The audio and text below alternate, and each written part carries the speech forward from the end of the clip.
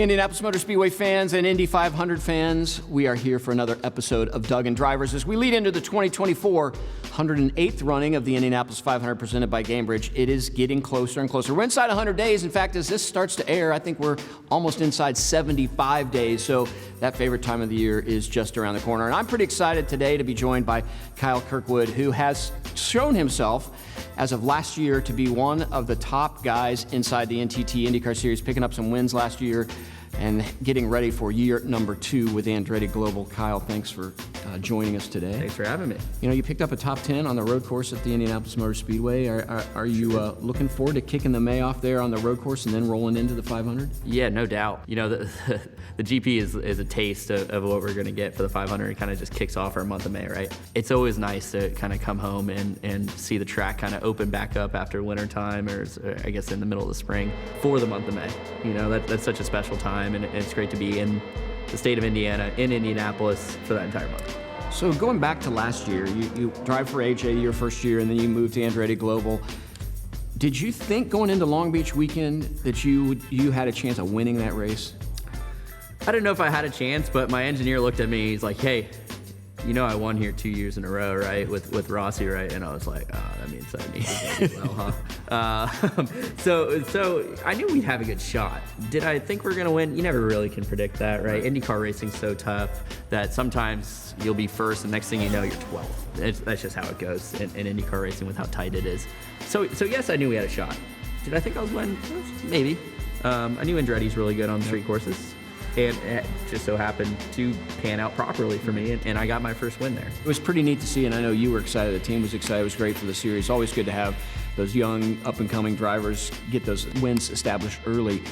May for you, how did May kind of play out for you in terms of the Indy 500? No, not exactly how you wanted it to. Yeah, obviously, I guess the 500, everything went smoothly, I would say. For the most part, it went smoothly up until, 17 laps to go at the 500? Oh man, that was tough. But, you know, qualifying was went well. We wish we had a little bit more pace and kind of fell into that top 10 range, but ultimately I think we started, 15th? And I was okay with that. You know, Joseph started behind us, yes, you know, and he went out there and won. So qualifying wasn't everything at that race. The race itself at the 500 was so cool for me because it was the first time that I got to experience it with the crew that I have. And we were constantly changing the cars throughout the race. It was almost like the first hour or so of the race was like testing for us, you know, and we're honing in on the car, getting it perfect, setting the right downforce level, the right COP level.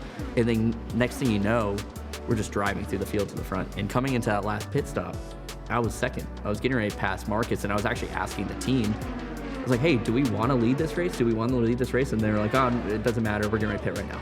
And next thing you know, we pit, we lose a few positions, and then the whole debacle happens, right? Which was an absolute mess for me. I was fine. It's a testimony to the current IndyCar that we have, how safe it is, to IndyCar medical, to the AMR safety crew, how fast they got to me. It took 8 seconds from the time my car came to a stop till they were already hands-on. How long did it feel like, though? It felt like it was a eternity that was sliding on my head. Right. But from the time that I stopped, I mean, I already heard the trucks come roaring up to me. Like, I knew that they were coming. I was more afraid when I was sliding that somebody would hit me. Yep. Because you can't really control that. You're completely out of control. That's the only thing that's ever scary as a racing driver, is when you're out of control. Right. And that's where I was at when I was upside down, right? Tires are on the ground. Obviously, you're out of control. Absolutely. Well, that was not the ending, obviously, that you wanted, but one of the highlights for me of the month wasn't even on track. Was coming back to the driver motorhome lot one night as it was getting dark, and you and some of the drivers had taken some tape and put it in the middle of the driver owner lot, and you were organizing a massive pickleball event. That we were. And so we called the facilities guys. We got you some lights, and you and I got in a little trouble with a former boss of yours because we left the light tower in front of AJ's bus. Oof. Did that ever get to you? Did you? No, I got to me that we'd left it in front of AJ's bus, so we made sure the other nights that we didn't put that. We just put it in front of Roman's. But you had a whole bunch of drivers out there playing pickleball every night. Yeah, it was great. I mean, who was it? It was me, Renus, Benjamin, Pillow, McLaughlin, Newgarden. I think Ryan Hunter-Ray and his kids came over and played. Right. And it was kind of just a thought that me and Colton had. I was like, why don't we play pickleball? Like, there's plenty of room here to do it. I can literally just go buy duct tape from Kroger. Which is what you did. Literally what I did. I got duct tape, taped up the lines, like measured it out properly, you know? And fortunately, Andretti had a net already at the shop. So Colton grabbed the net, brought it over, and we set up a little pickleball match. There were some wagers on the line against us teams, and me and Benjamin won.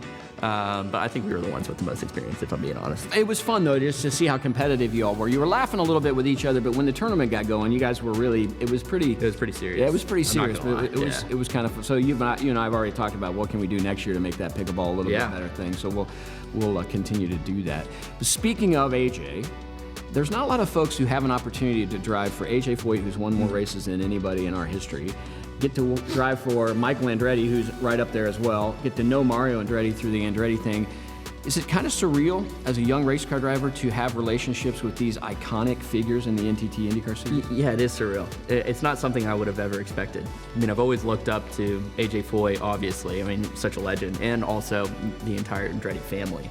It's something that is so cool, and if I told myself that when I was really young, I wouldn't believe myself, right? Yeah, and they're completely different too. Like it's wild, like how different the teams are, but yet they grew up in the same area and they've raced against each other so much. It's been a lot of fun. It's been a ton of fun. So, favorite thing you did in the off season? Favorite thing I did? What did I do? I don't know. I don't know what I did. Ski or snowboard or scuba or? They don't allow us to do that. Come on. You sneak out and do that, don't you? I go surfing. Yeah. You allowed to do that? I don't know. I don't know. I think so. I mean, the team knows I surf, right? Obviously. So have you surfed in a lake, behind a boat? Yeah. So what's the difference between that and actually a surf? Obviously, you have to find the right wave. But once you're up on the board, what's the difference? So surfing a real wave requires, I think, a lot more skill because you have to know how to, first of all, get out there. If the waves are big, people that don't know how to duck dive or paddle properly or don't have enough endurance aren't going to make it out to the break, right? Secondly, you got to know the timing. You have to know exactly where to sit. You can't tell how deep it is, right? You just got to know where the wave's going to crash and what wave's going to crash properly and what it looks like and what it's going to do like inside of you. Right. You have to understand all that as a surfer. Whereas on a wake boat or something, you're just getting pulled with the rope and all right, now the wake is big enough for me to kind of stand there, and it just doesn't have a lot of power. Right. You know, like a proper wave in Florida when it gets good, it's got a ton of power. You're doing 20 miles an hour down the line versus like trying to pump to stay in it behind a wake boat. So right. It's a lot different. It's a ton different. Well, the reason I ask is obviously in Indiana, if you're going to surf, you got to do it behind a boat. Yeah, you're doing it behind a boat. Yeah, fair enough. Well, ladies and gentlemen, Kyle Kirkwood is one of the biggest up-and-coming drivers on the NTT IndyCar Series. He picked up his wins last year, and we know he'll probably pick up a few this year, and it could be in the 108th running of the Indianapolis 500 presented by Gainbridge. We'll wait and see in about 75 days.